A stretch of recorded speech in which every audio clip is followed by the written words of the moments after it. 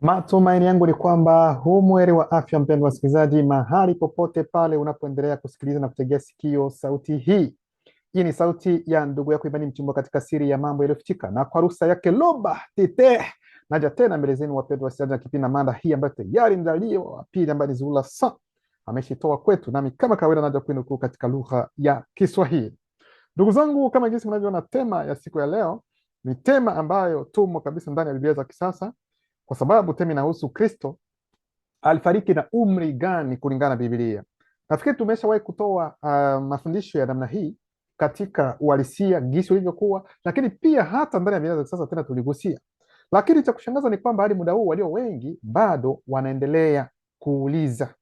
Watu hawaelewi ni lini ambapo Kristo, aidha wengine watasema Yesu alipomaliza kazi yake alifanya miaka mingapi, wengine alifariki na umri wa miaka 33, na wengine labda alifanya miaka mitatu alafu akafariki, ina maana kwamba alifariki na umri wa miaka 34. Kwa hiyo watu hawajui zaidi sana ni lini, lakini haya mambo tuliwaambia na tunawaonyesha kila mara kwamba ndani ya Biblia hizo za kisasa yanapatikana, majibu yote yako pale. Ndio maana tutaingia katika tafsiri mbalimbali, sio tafsiri, lakini katika maandiko kadhaa ndani ya Biblia za kisasa, ili kwenda kuwaonyesha ni lini ambapo huyu atakayeita kwamba ni Yesu alipofariki na kuondoka katika dunia hii. Maana maswali ni mengi kuhusiana na hii tema, na hao wanaojiita wachungaji nao pia wanaongelea hii tema kwa namna ambavyo wao wanavyofikiria, lakini hawajui ukweli uko wapi. Lakini ukweli tunaenda kuwaambia. Tutaingia ndani ya Biblia ili kuwaonyesha kwamba wanasoma Biblia yao bila hata kuielewa kama jinsi inavyotakiwa. Sasa nyote mnajua kwamba kulingana na sherehe ya Pasaka kwa gisi mnavyoelewa, katika tamaduni ya utaratibu wa Wayahudi ilikuwa ni kwamba Pasaka ilikuwa kila mwaka ilikuwa ni Pasaka. Sasa kwa wakati huu wale wanaojiita Wakristo wanasherekea Pasaka pia, lakini waulize ni aina gani ya Pasaka ambao wanasherekea. Wale wengi hawawezi wakajua kweli kweli ni ipi ambao wanasherekea. Baadhi watasema kwamba wanasherekea Pasaka kwa sababu Pasaka ni sikukuu ambapo huyu atakayeita Yesu alifariki, na kwa hiyo yeye ni Pasaka yao. Kwa hiyo watasherekea hiyo Pasaka kwa sababu ni wakati ambapo kwa mujibu wao Yesu ameuawa wakati huo. Lakini wanasema kuelewa kwamba ni wamesherekea hivyo kwa sababu hiyo sherehe kwanza ilikuwepo kwanza kabla ya huyu atakayeita Yesu kwamba azaliwe awepo katika dunia hii. Hiyo sherehe ya Pasaka ilikuwa ikisherekewa tu kila wakati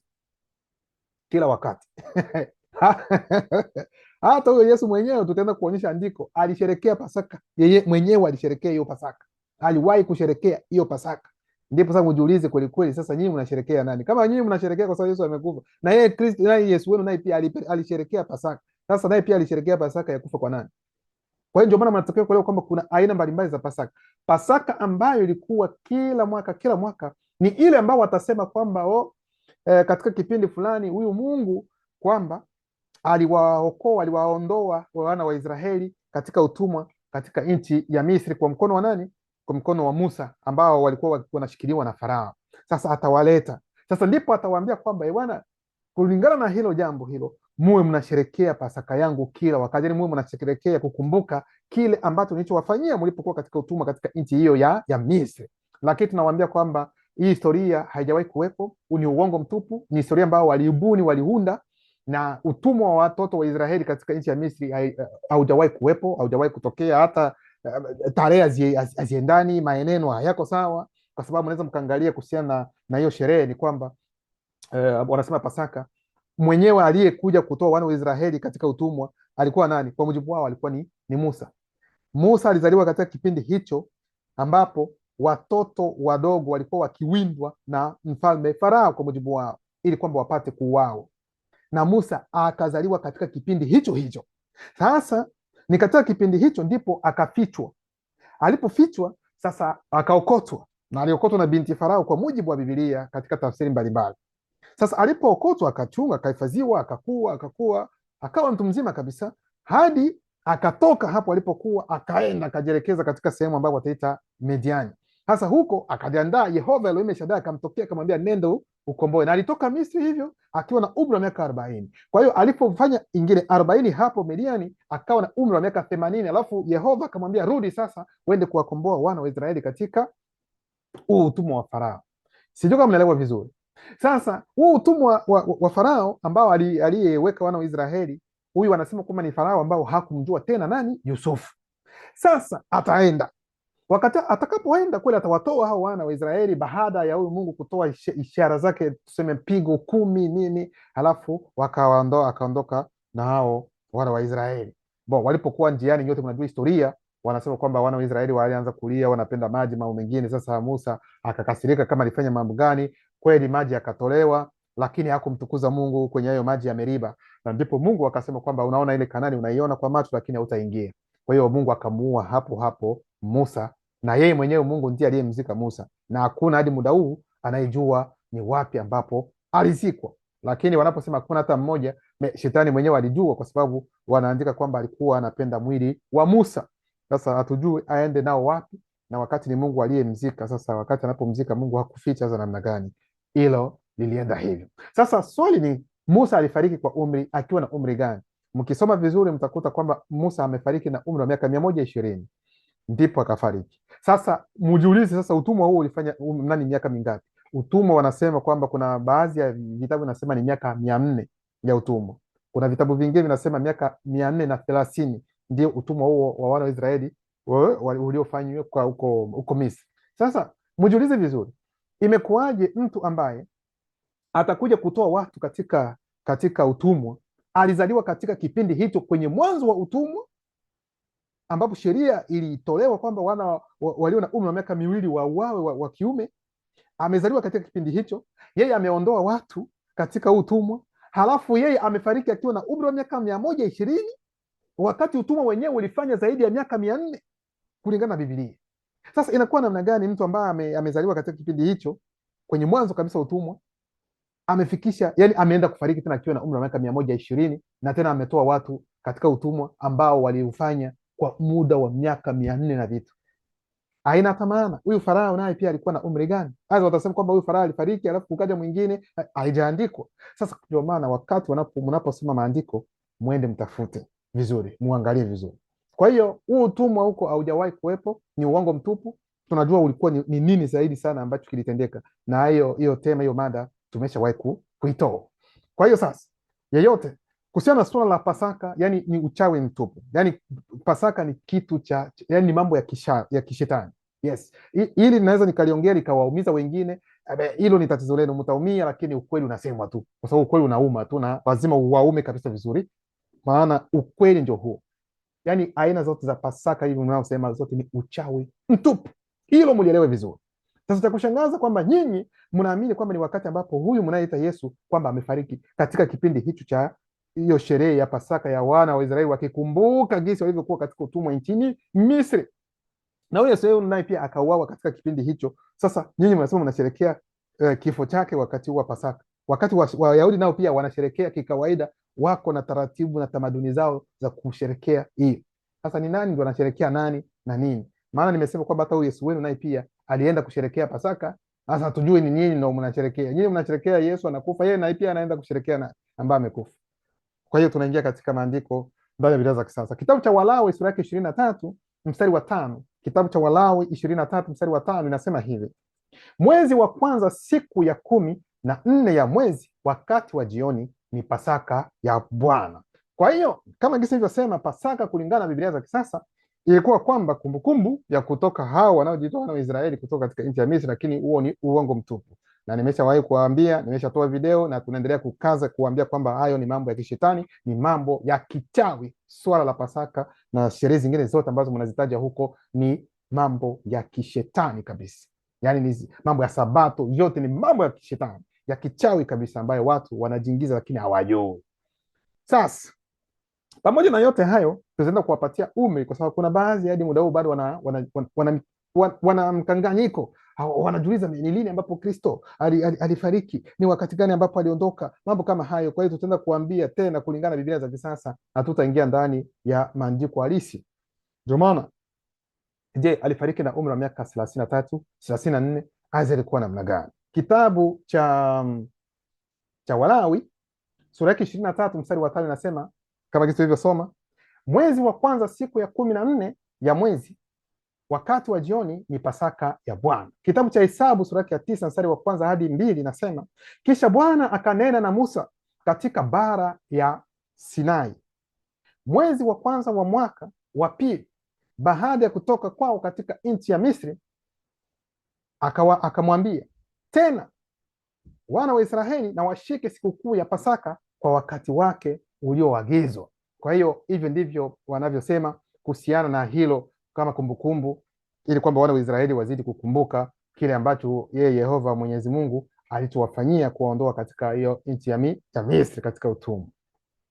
Kitabu cha Hesabu sura ya 8 mstari 23 hadi 24 inasema, kisha Bwana akanena na Musa na kumwambia, mambo yanayowapasa hao Walawi ni haya. Kwa hiyo hapa wanaongelea kuhusiana na Walawi. Walawi ni akina nani? Kwa sababu natakiwa kuelewa kwamba katika Walawi yani wametokana na Haruni, kwa sababu Haruni ni mmoja kati ametokana na Haruni, na Haruni pia anaye pia ametokana na Walawi, Mlawi, kwa sababu Yakobo alizaa watoto 13, binti mmoja, wavulana 12. Kwa hiyo sasa kati ya watoto wa Yakobo kulikuwepo mvulana mmoja ambaye anaitwa kwa jina la Lawi. Sasa huyo Lawi huyo ndiye ambaye alipewa maagizo, yani ni katika ukoo wake, uzao wake, hao ndio waliwekwa sasa kuwa viongozi kama vile makuhani ambao watakuwa pale katika lengo la kutakasa taifa. Hilo ndio lilikuwa jukumu lao. Sasa hao walipewa agizo na ndio hili agizo ambalo tutaenda kulisoma hapa. Kisha Bwana akanena na Musa na kumwambia, mambo ya wapasayo hao Walawi ni haya, tangu waliopata umri wa miaka 25 na zaidi wataingia ndani ili watumike utumishi katika kazi ya hema ya kukutania. Kwa hiyo inapenda kuambia kwamba hilo ni agizo ambalo lilitolewa ni baada ya Haruni hapa sasa, sio wakati wa Haruni, kwa sababu Haruni yeye hakuanza na miaka 25 kwa sababu ni wao ndio waanzilishi, walikuwa tayari wameshakuwa na umri wa kutosha. Kwa hiyo yeye Haruni hakuanza hii huduma akiwa na umri huu wa miaka 25, hapana, lakini zaidi ya hayo. Hilo ni jambo ambalo alilosema, aliloonyesha. Ndio maana ni kuanzia uzao sasa wa kwake ndio wao Walawi wataanza sasa agizo hilo la kuanza kazi ya kufanya mambo ya utakaso wakiwa na umri wa yani kila kijana mvulana ambaye amefikisha umri wa miaka 25 hapo tayari anaweza akaingia katika huduma hiyo ya kutakasa. Sasa ndipo sasa tuangalie kuhusiana na swala hilo la Pasaka, kwa sababu wao wanasema kwamba huyu Yesu wao alifariki akiwa na umri wa miaka 33 au 34 kwa sababu wanahesabu Pasaka. Sasa kati ya hizo Pasaka ambazo tutaenda kuziona, tutaenda kuona kwanza Pasaka ambao hata huyu Yesu mwenyewe naye pia alisherekea. Ndio maana nikasema sasa sijui Wakristo nyinyi mnasherekea Pasaka ya nani, kwa sababu hata huyu Yesu wenu naye pia alisherekea Pasaka.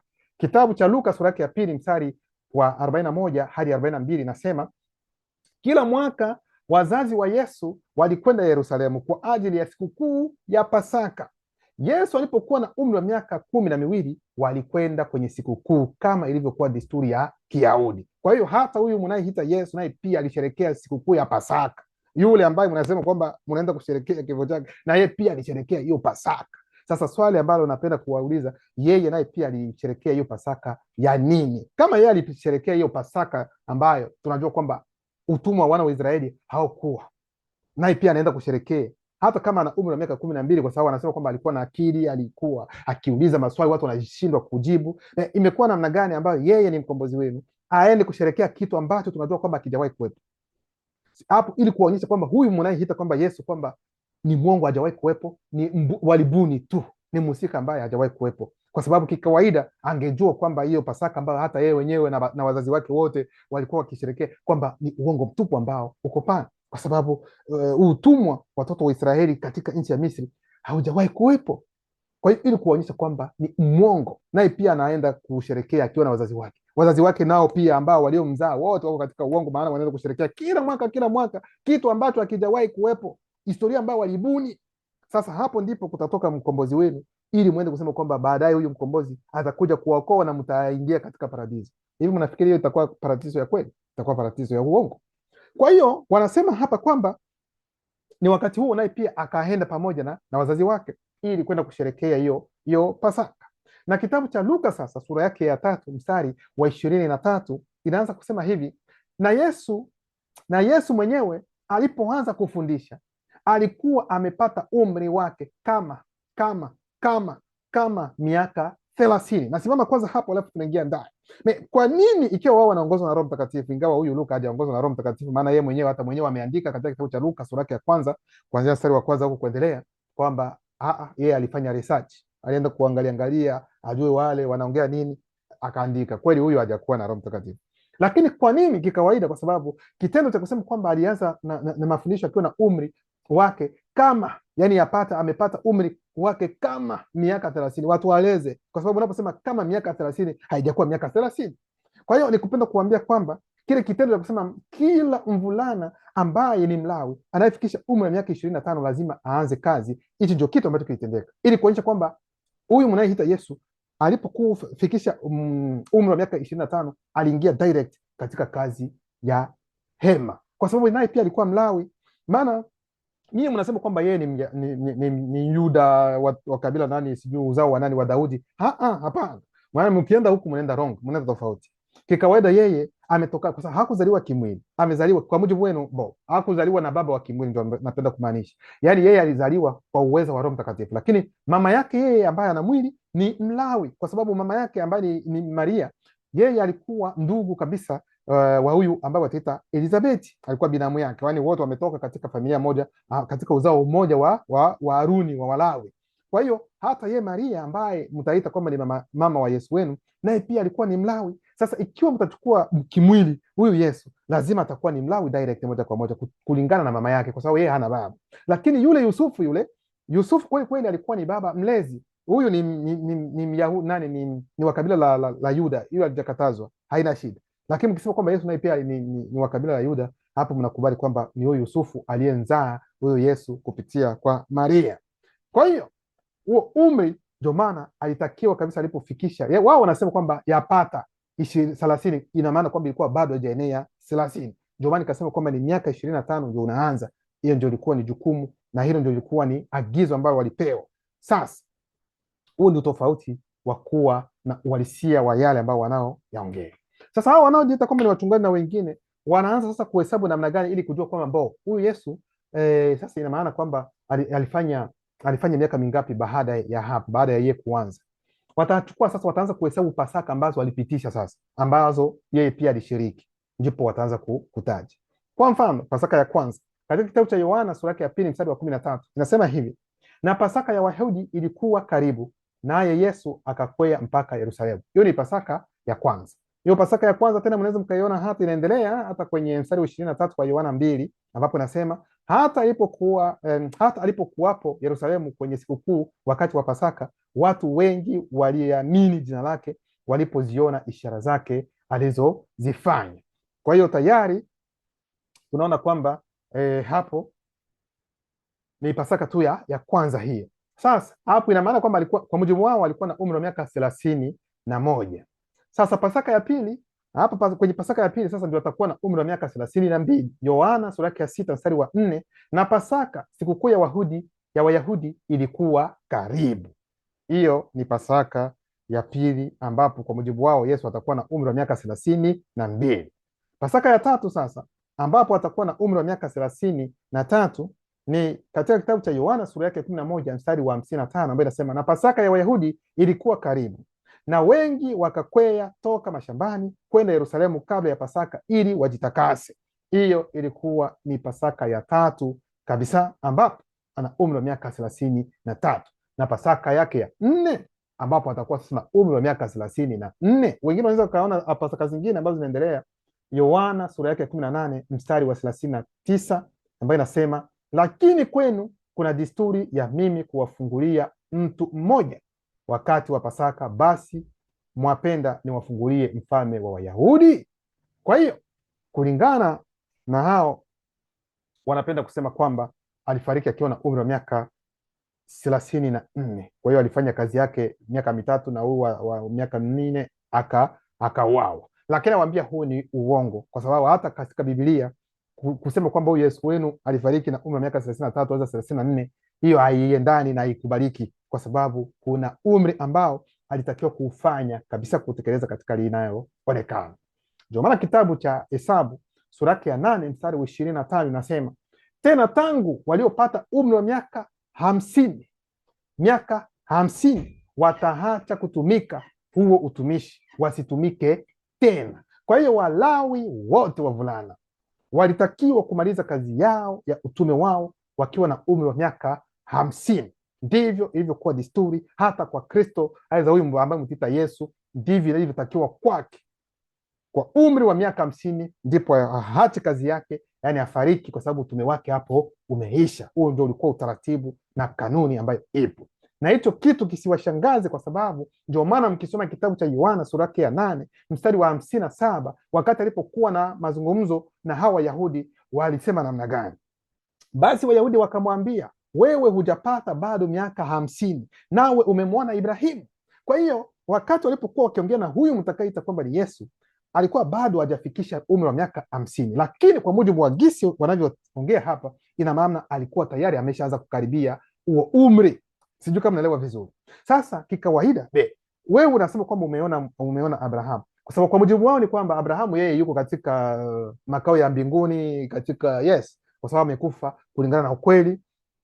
Ina maana ili kwenda kumuona lazima naye pia amalize kazi yake na afariki, alafu ndio ataenda ili kwenda kumuona Ibrahimu. Sasa akasema, wakamwambia, wewe hata hujafikisha umri wa miaka 50, kwa sababu wanajua kwamba umri wa miaka 50 ndipo Walawi wanatakiwa kumaliza kabisa shughuli zao, huduma yao wanaisha kabisa. Alafu sasa hapo ndipo wanaweza wakaondoka, hapo ndipo wanaweza wakaacha, hapo ndipo sasa kama ni swala hilo la kuuawa waweza kwenda, ndipo wanaweza kaenda. Ndio maana wakamwambia, mbona wewe hata miaka 50 hujafikisha? Kwa sababu alikuwa sasa ameshaanza kukaribia umri wa miaka 50, na kwao kwelikweli haiwezekani aondoke hivyo hivyo. Kwa hiyo kulingana na ukweli, ni kweli Kristo hata yeye pia Jokisa Bekudumanemula alitoka kabisa katika akiwa na umri wa miaka 50 ndio akauao.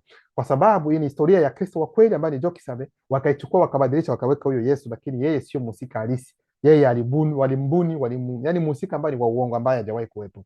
Hilo mulielewe vizuri. Inaweza ikaumiza wengine, lakini ndio ukweli, na tutaendelea kuongea ukweli kama gisi ulivyo. Kwa hiyo mada tena ambayo ipo maswali zaidi sana, ni wakati gani, kulingana hata na Biblia za kisasa, huyu Yesu wenu hakumaliza kazi yake, hakufariki na umri wa miaka 33 wala 34, bali ni miaka 50 ndipo alitakiwa sasa kumaliza na aache huduma yake. Kwa hiyo hayo Luba anaendelea kujitukuza.